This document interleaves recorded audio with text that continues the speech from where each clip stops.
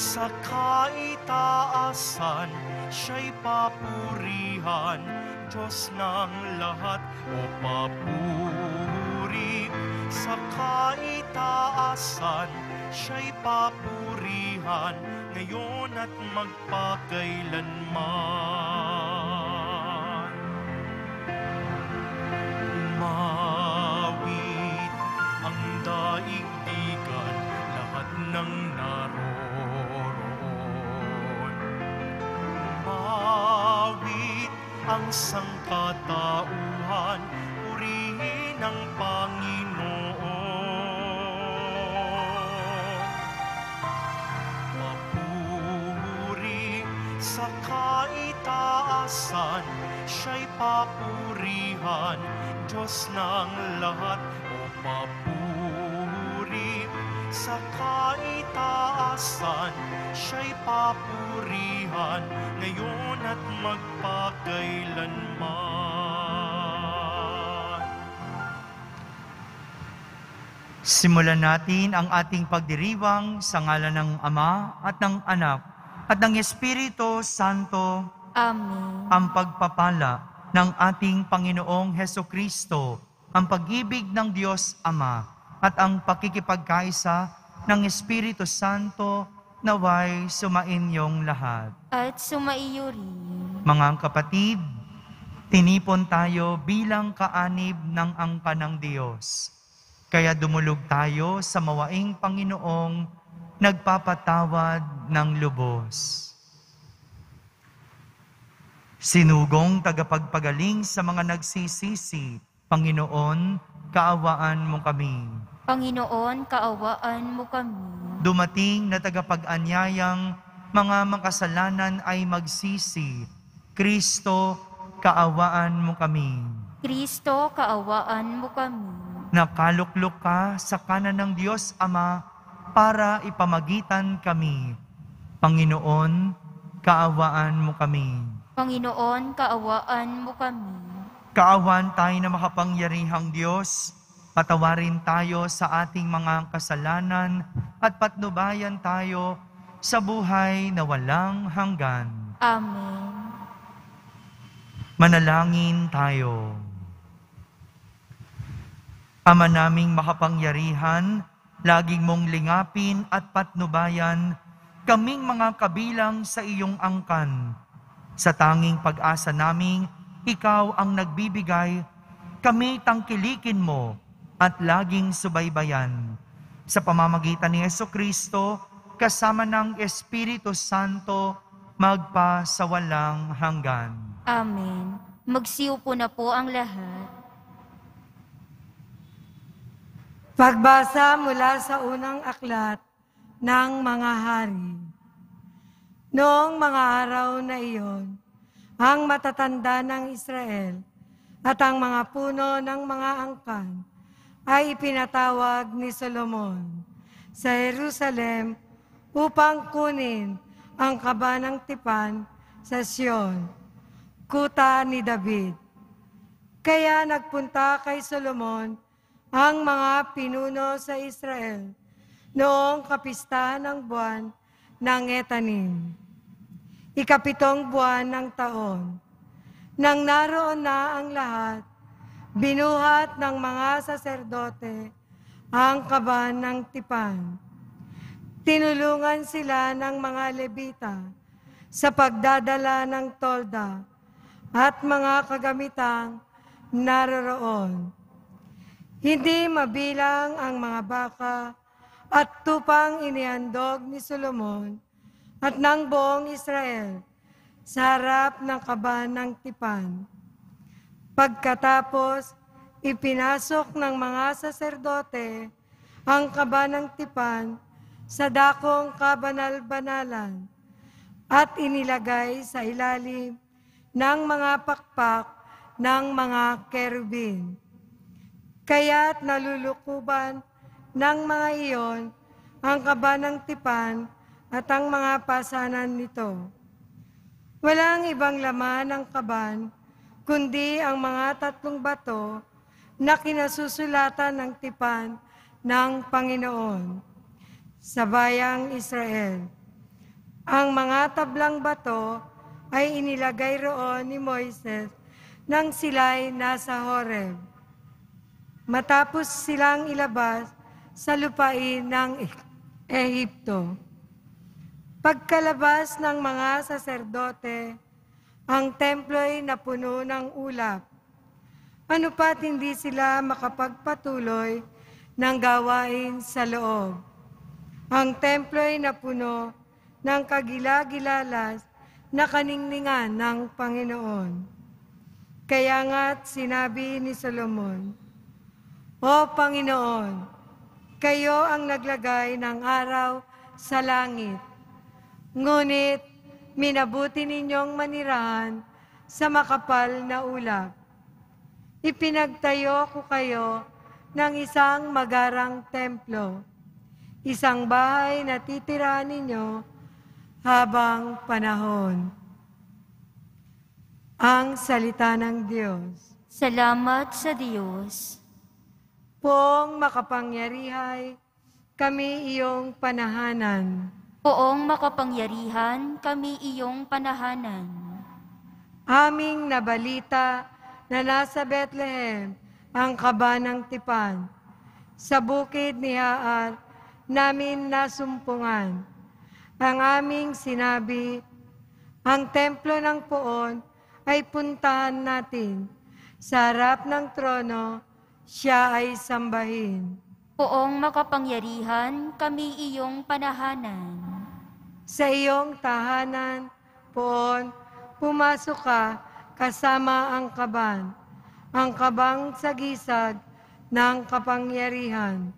Ang mga saserdote, bayaang maghayag ng iyong pagliligtas.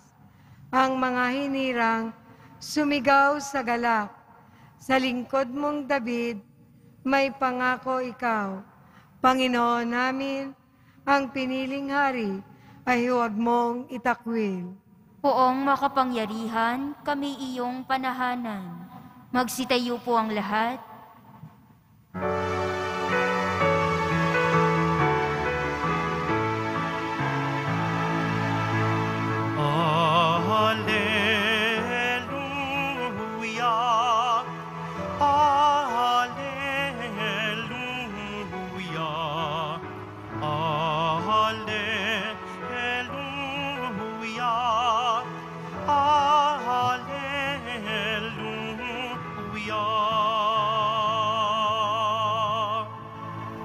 Ipinangaral ni Jesus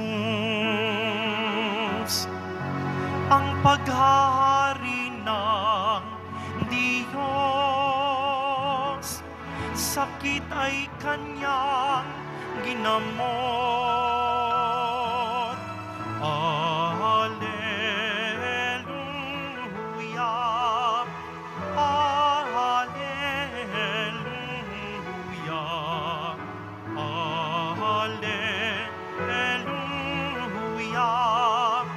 alleluia, alleluia.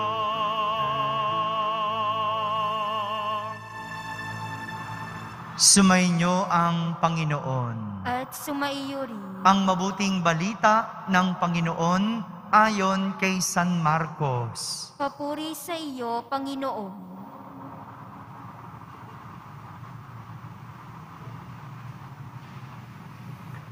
Noong panahong iyon, sina Jesus at ang kanyang mga alagad ay tumawid sa lawa. At pagdating sa Genesaret, ay isinadsad nila ang bangka. Paglungsad nila, nakilala siya agad ng mga tao. Kaya't nagmamadaling nilibot ng mga ito ang mga puok sa paligid at ang mga may sakit na nakaratay na sa higaan ay dinala nila kay Jesus saan man nila mabalitaang naroon siya. At saan man siya dumating, maging sa nayon, lunsod o kabukiran, ay dinadala sa liwasan ang mga may sakit. at isinasamo sa kanya na pahipuin sila kahit man lang sa palawit ng kanyang kasuotan. At lahat ng makahipo nito ay gumagaling. Mga kapatid, ang mabuting balita ng Panginoon. Pinupuri ka namin, Panginoong Hesukristo. Magsiupo na po ang lahat. Isang magandang araw po sa inyong lahat. Kadalasan, kapag nagpapagaling si Jesus ng mga may sakit, ang kanyang madalas ginagawa ay hinahawakan niya ang taong may karamdaman. Hinahawakan. Pero sa pagkakataong ito, dahil sa napakadaming tao ang gustong makalapit kay Jesus, tila imposible na siya ay makahawak sa mga tao. Tila imposibleng mahawakan siya ng mga tao para makakuha ng kagalingan. Sa dami ng tao, hindi naman lahat mahahawakan ni Jesus isa-isa. Kaya naman, sa ating ebanghelyo, narinig natin ang pagsusumamo ng mga may sakit. Ang samo nila, pahipuin lang sila kahit sa palawit ng damit ni Jesus at sila ay gagaling. Imbes na si Jesus ang hihipo sa kanila na tila imposible, hiniling nila na sila ang hihipo kahit dulo ng palawit ng damit ni Jesus. Kahit na nga, hindi mismo si Jesus ang mahawakan nila. Kahit yung laylayan lang ng damit, kahit yung palawit lang. Dahil dito, sila ay napagaling. Hindi naman po talaga ang paghipo ni Jesus ang dahilan ng paggaling ng mga may sakit. Hindi naman talaga yung paghawak ni Jesus ang dahilan ng paggaling ng mga may sakit. Kundi, sa totoo lang, ito ay dahil sa pananampalataya ng mga may sakit. Pananampalataya. Ito po yung susi para ang tao ay makatanggap o magkaroon ng ugnayan kay Jesus. Hindi ang mahawakan ni Jesus, kundi ang kanilang pananampalataya. Marami ang nabago sa atin mga pagdiriwang. Madami, hindi na nakakapagsimba ng personal sa simbahan at napalitan ito ng online mass. May mga hindi na nakakahalik o nakakahawak sa imahe ng Poong Jesus Nazareno. Dati, nung wala pang pandemic, ang haba ng pila dito sa likod ng altar, umaabot pa sa kalsada para lang makahawak sa Poong Jesus Nazareno. Pero napalitan natin ito ng pagtanaw kung saan hindi na hihipuin, hindi na hahawakan, kundi tatanawin ang Poong Jesus Nazareno. Iba sa atin, dahil online ang pagsisimba, hindi nakakatanggap ng komunyon. Pero napalitan ito ng panalangin espiritual, ng pagtanggap ng komunyon. Kahit nga ang ating piyesta o ang traslasyon nawala, pero meron pa ding selebrasyon. Maraming nabago, pero ang hindi dapat mawala ay ang ating pananampalataya. Ito naman talaga ang pinakamahalaga sa ating relihiyon. Kahit hawakan natin ang mga imahe, kahit dumalo ka sa misa araw-araw, kahit magkaroon man ng traslasyon, kung walang pananampalataya, baliwala ang lahat ng ating ginagawa.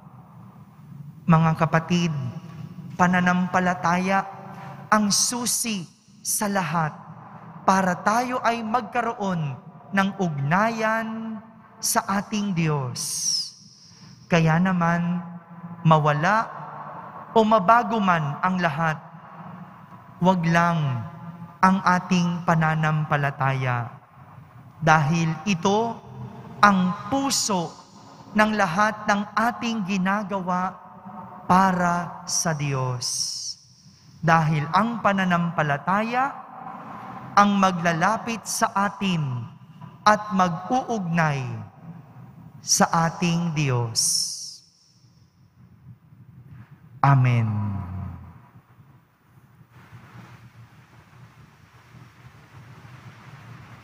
Magsitayo po ang lahat. Minamahal kong mga kapatid, manalangin tayo sa Ama na nagnanais na gumaling ang lahat. Hindi niya itinaboy ang sinumang nangangailangang dumulog sa Kanya. Kaya't buong pananampalataya nating sambitin.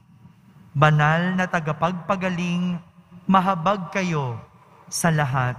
Banal na tagapagpagaling, mahabag kayo sa lahat. Bilang simbahan, naway huwag nating isarado ang ating mga puso sa pangangailangan ng ating kapwa. Manalangin tayo. Banal na tagapagpagaling, mahabag kayo sa lahat. Tayong lahat naway kumilos para sa katarungan at para sa dangal ng tao, lalo na sa mga taong hindi binibigyan pansin ng lipunan. Manalangin tayo. Banal na tagapagpagaling, mahabag kayo sa lahat. Ang ating komunidad naway maging matulungin at maitaas ang bawat isa na mayroong pag-ibig at malasakit tulad ng ipinakita sa atin ng Panginoon. Manalangin tayo. Banal na tagapagpagaling, mahabag kayo sa lahat. Ang mga may sakit sa isip, katawan at diwa, naway makatagpo ng ganap na kagalingan. Manalangin tayo. Banal na tagapagpagaling, mahabag kayo sa lahat. Sa katahimikan, ating ilapit sa Diyos ang ating mga pansariling kahilingan.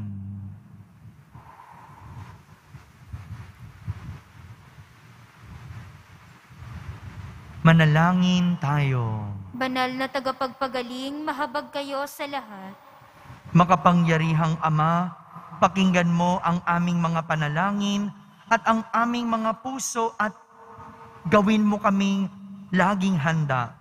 Hinihiling namin ito sa pamamagitan ni Kristo na aming Panginoon. Amen. Magsiupo na po ang lahat.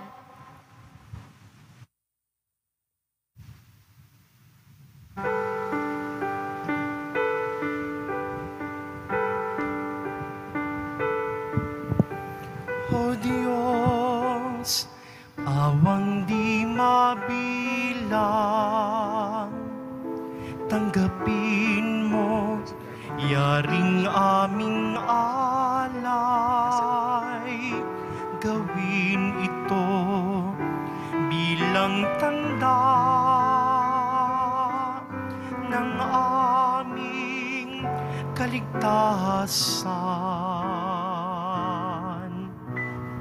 Narito, O Ama, alak at tinapay, bunga ng lupa at ng aming paggawa. Magsitayo po ang lahat. Manalangin kayo mga kapatid upang ang paghahain natin ay kalugdan ng Diyos amang makapangyarihan. Tanggapin nawa ng Panginoon itong paghahain sa iyong mga kamay, sa kapurihan niya't karangalan sa ating kapakinabangan at sa buong sambayanan niyang banal. Ama naming lumikha, ang pagkait inuming narito ay iyong ginawa upang mapalakas kaming mga mahihina. Ipagkaloob mong ito ay aming mapagsaluhan bilang pakikinabang sa buhay mong pangmagpakailanman. Sa pamamagitan ni Jesucristo, kasama ng Espiritu Santo, magpa sa walang hanggan. Amen. Sumainyo ang Panginoon. At sumaiyo rin. Itaas sa Diyos ang inyong puso at diwa. Itinaas na namin sa Panginoon. Pasalamatan natin ang Panginoong ating Diyos. Marapat na siya'y pasalamatan. Ama naming makapangyarihan, tunay ngang marapat na ikaw ay aming pasalamatan. Sa iyong paglingap at kagandahang loob, ang tao'y nilikha mo't pinangasiwa sa sansinukob. Sa hangad mong siya'y iwastong lubos, siya'y pinagdusa mo sa kanyang pagtalikod. Sa iyong paggiliw, iyong ipinahintulot na makabalik siya sa pamamagitan ni Kristo Jesus. Kaya kaysa ng mga anghel na nagsisiawit ng papuri sa iyo nang walang humpay sa kalangitan, kami nagbubunyi sa iyong kadakilaan. Santo, Santo, Santo, Panginoong Diyos ng mga hukbo, napupuno ang langit at lupa ng kadakilaan mo, o sana sa kaitaasan. Pinagpala ang naparirito sa ngalan ng Panginoon, o sana sa kaitaasan. Magsiluhod po ang lahat. Ama naming banal, ikaw ang bukal ng tanang kabanalan. Kaya't sa pamagitan ng iyong Espiritu, ay gawin mong banal ang mga kaloob na ito, upang para sa amin ay maging katawan at dugo ng aming Panginoong Hesukristo. Bago niya, pinagtiis ang kusang loob na maging handog, hinawakan niyang tinapay, pinasalamatan kanya, pinaghati-hati niya iyon, iniyabot sa kanyang mga lagad at sinabi, "Tanggapin ninyong lahat ito at kanin, ito ang aking katawan na inihahandog para sa inyo."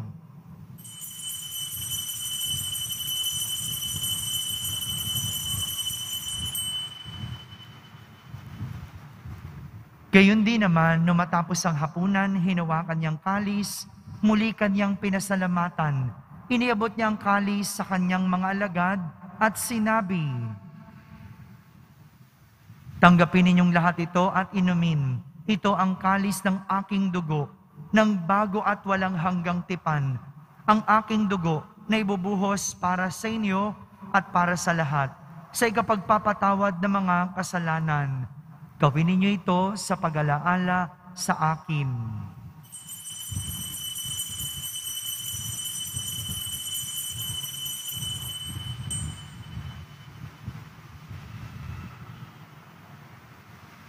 Magsitayo po ang lahat. Ipagbunyi natin ang misteryo ng pananampalataya. Si Kristo'y namatay, si Kristo'y nabuhay, si Kristo'y babalik sa wakas ng panahon. Ama, ginagawa namin ngayon ang pag-alaala sa pagkamatay at muling pagkabuhay ng iyong anak, kaya't inaalay namin sa iyo ang tinapay na nagbibigay buhay at ang kalis na nagkakaloob ng kaligtasan. Kami nagpapasalamat dahil kami iyong minarapat na tumayo sa harap mo para maglingkod sa iyo. isinasamo namin kaming magsasalo-salo sa katawan at dugo ni Kristo ay mabuklod sa pagkakaisa sa pamamagitan ng Espiritu Santo. Ama, lingapin mo ang iyong simbahang laganap sa buong daigdig. Puspusin mo kami sa pag-ibig, kaisa ni Francisco na aming Papa, ni Jose na aming Obispo at ng Tanang Kaparian. Alalahanin mo rin ang mga kapatid naming nahimlay na may pag-asang sila'y muling mabubuhay. Gayon din ang lahat ng mga pumanaw. Kaawan mo sila at patuloyin sa iyong kaliwanagan. Kaawan mo at pagindapating kaming lahat na makasalo sa iyong buhay na walang wakas. Kaisa ng mahal na Birheng Maria na Ina ng Diyos, ng kabiyak ng puso niyang si San Jose, kaisa ng mga apostol at ng lahat ng mga banal na namuhay dito sa daigdig ng kalugod-lugod sa iyo. May pagdiwang nawa namin ang pagpupuri sa kararangal mo sa pamamagitan ng iyong anak na aming Panginoong Hesukristo. Sa pamamagitan ni Kristo, kasama niya at sa Kanya, ang lahat ng parangal at papuri ay sa iyo, Diyos Amang makapangyarihan, kasama ng Espiritu Santo, magpa sa walang hanggan. Amen. Sa tagubilin ng mga nakahagaling na utos at turo ni Jesus na Panginoon natin at Diyos, ipahayag natin ng lakas loob. Ama namin, sumasalangit ka, Sambahin ang ngalan mo, mapasa amin ang kaharian mo. Sundin ang loob mo dito sa lupa para nang sa langit. Bigyan mo kami ngayon ng aming kakanin sa araw-araw at patawarin mo kami sa aming mga sala para ng pagpapatawad namin sa nagkakasala sa amin. At huwag mo kaming ipahintulot sa tukso at iadya mo kami sa lahat ng masama. hinihiling namin kami iadya sa lahat ng masama.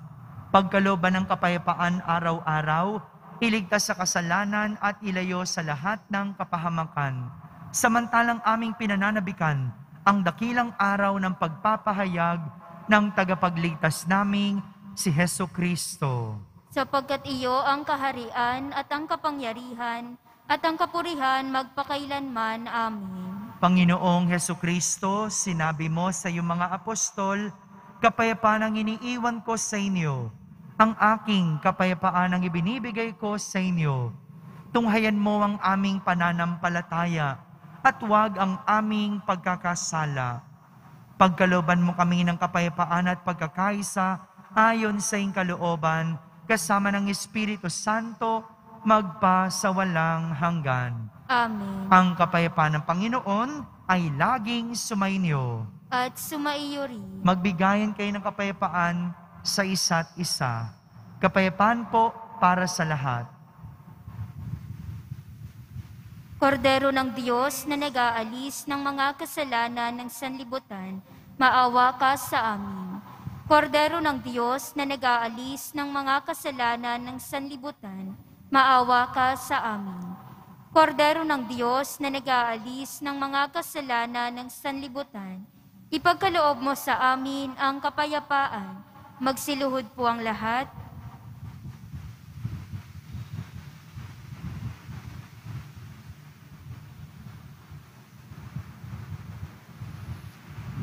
Ito ang kordero ng Diyos. Itong nag-aalis ng mga kasalanan ng sanlibutan. Mapalad ang mga inaaniyahan sa kaniyang piging. Panginoon, hindi ako karapat-dapat na magpatuloy sa iyo. Ngunit sa isang salita mo lamang ay gagaling na ako. Ang katawan ni Kristo, Amen.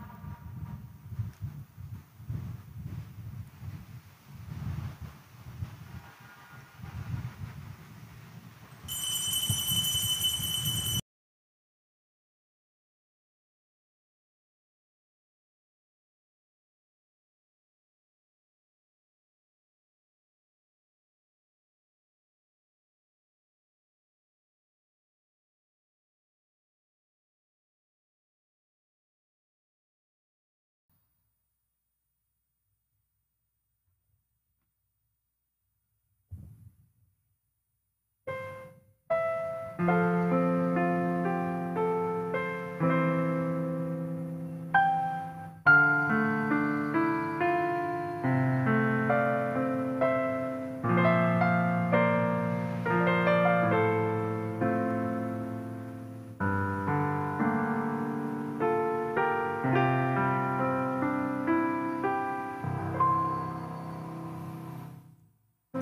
Jesus, hilumin mo aking sugatang puso ng aking mahango.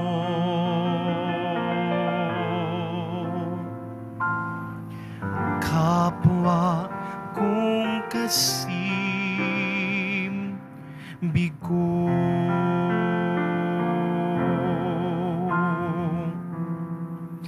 hapis at pait, iyong patamisin at hagkan ang sakit ng magningas ang rikit.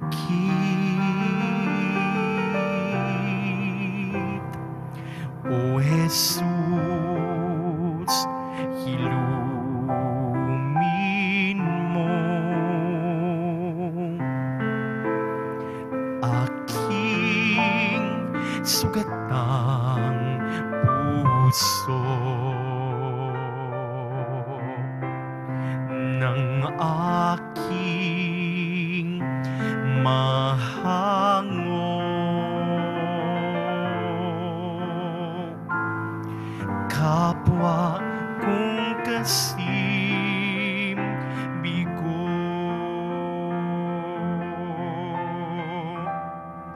aking sungatan,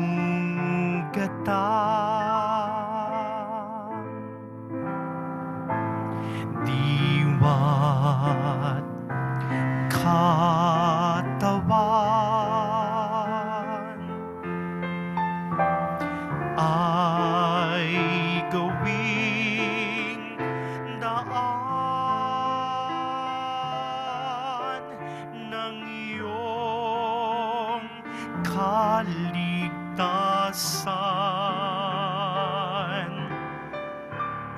O Jesus, hilumin mo aking sugatang puso ng aking mahango. Kapwa kong kasim bigo,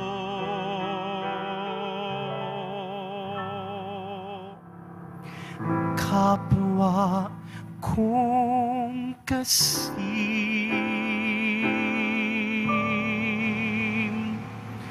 bigo.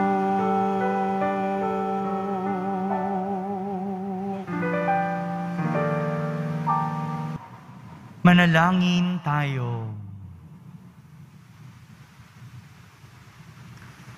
Ama naming mapagmahal, sa pagkait, inumin, pagkakaisa ang ibinigay, kami niloob mong makapakinabang. Kaysa ni Kristo, kami naway makapamuhay upang makapamunga ng may kagalakan para sa kapakanan ng aming kapwa-tao sa sanlibutan. Sa pamamagitan niya, kasama ng Espiritu Santo, magpa sa walang hanggan. Amen. Panalangin kay San Roque. Ating ipagdasal ang lahat ng mga may sakit at nahihirapan ngayong pandemic. Pagdasal po natin ang buong mundo, ang ating bansa, at higit sa lahat, ang ating pamahalaan. O pinagpalang San Roque, pintakasi ng mga may karamdaman, lingapin mo po ang aming mga kapatid na nasa banig ng karamdaman. Ang iyong pamamagitan ay sadyang makapangyarihan, na nung ika'y narito pa sa daigdig, marami ang gumaling dahil sa pag-antanda mo sa kanila ng kamahal-mahalang krus. Ngayong ika'y niluluwalhati na dyan sa langit, nananalig kaming ang iyong pamamagitan ay lubhang magaling. Hialay mo po sa Panginoong Diyos yaring aming mga hinaing, at sa tulong po ninyo ay makamit ang kagalingan ng aming kaluluwa at katawan. Pakundangan sa mga hirap at sakit ng Panginoong Hesukristo at iyo pong mga panalangin. Amen. Señor San Roque, ipanalangin mo po kami upang kami maiadya sa salot ng COVID-19 at sa mga karamdaman ng katawan at kaluluwa. Señor San Roque, panalangin mo po kami upang kami maiadya sa salot ng COVID-19 at sa mga karamdaman ng katawan at kaluluwa. Señor San Roque, ipanalangin mo po kami upang kami maiadya sa salot ng COVID-19 at sa mga karamdaman ng katawan at kaluluwa.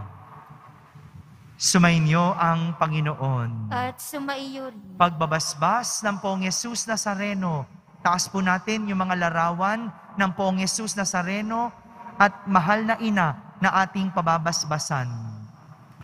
Mahal na Poong Jesus Nazareno, hinihayag mo sa pamamagitan ng krus ang walang maliw na pag-ibig ng Diyos sa sangkatauhan.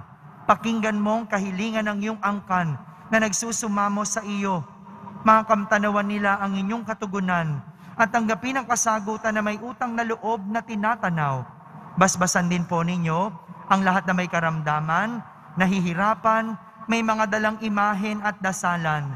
Sa pamamagitan ng bendisyon na ito, naway maalala nila ang mga pangako nila noon sa binyag, na ikaw ang kanilang iibigin at pagdilingkuran bilang Panginoon, magpa sa walang hanggan. Amen. At pagpalain kayo ng makapangyarihang Diyos, Ama, Anak, at Espiritu Santo. Amen. Tapos na po ang ating pagdiriwang, humayking taglay ang pag-ibig at kapayapaan ng Poong Jesus Nazareno. Salamat sa Diyos.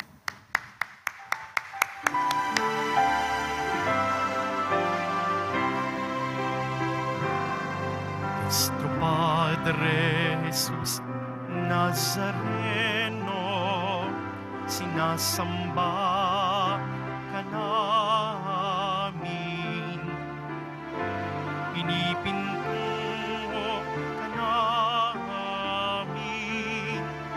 Aral mo ang aming buhay at kaligtasan. Nuestro Padre Jesus Nazareno, iligtas mo kami sa kasalanan. Ang krus mong kinamatayan ay sagisag ng aming kaligtasan. Nuestro Padre Jesus Nazareno, dinarangal ka na amin. Nuestro Padre Jesus Nazareno, nilulwalhati ka namin. Nuestro Padre Jesus Nazareno,